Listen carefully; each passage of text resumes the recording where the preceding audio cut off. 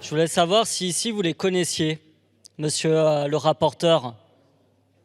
Elle, c'est Simone et Christiane. Elles vivaient dans un appartement de Nice où elles vivaient depuis leur naissance.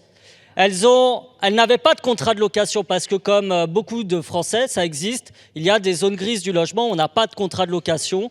Et elles, en l'occurrence, assuraient des fonctions de concierge dans l'immeuble, contre quoi la propriétaire d'alors leur laissait occuper leur logement. Et puis, changement de propriétaire, un nouveau propriétaire arrive, les expulse.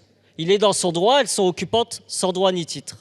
Elles ont 75 ans, aucune proposition de relogement ne leur est faite. Leurs pensions de retraite sont très basses. Elles se retrouvent seules, isolées, devant la porte de leur appartement. Elles occupent désormais leur cave.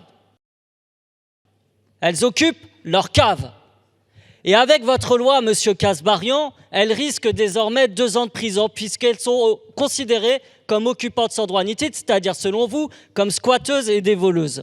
Voilà ce que va faire aussi votre loi, c'est criminaliser des gens comme Simone et Christiane qui n'ont pas accès au logement, qui sont expulsées parce qu'elles sont dans la zone grise du logement, parfois victimes d'un propriétaire, on va dire pour le moins malhonnête ou peu consciencieux, et se retrouver ainsi menacés de prison par votre loi. Donc il n'y a aucun discernement dans votre loi et votre loi est dangereuse à cet égard. Merci. Pour répondre à monsieur Tivoli du Rassemblement national, est-ce que vous avez été voir Simone et Christiane?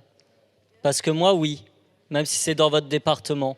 J'ai été les voir et contrairement à ce que vous racontez, le propriétaire, c'est pas pour vivre dans le logement qu'il les a expulsés. C'est pour faire du Airbnb, pour diviser en 3 le logement dans le Vieux-Nice et faire de la spéculation locative. Voici donc comment vous défendez les personnes modestes, françaises et français dans ce pays. Et bien de la part du Rassemblement national, c'est assez éclairant. Pour les modestes, on peut leur mettre la tête sous l'eau. Par contre, les multipropriétaires qui spéculent sur le logement et qui virent nos anciens, nos mamies de leur logement, il n'y a pas de souci avec vous. Vous êtes là pour les défendre.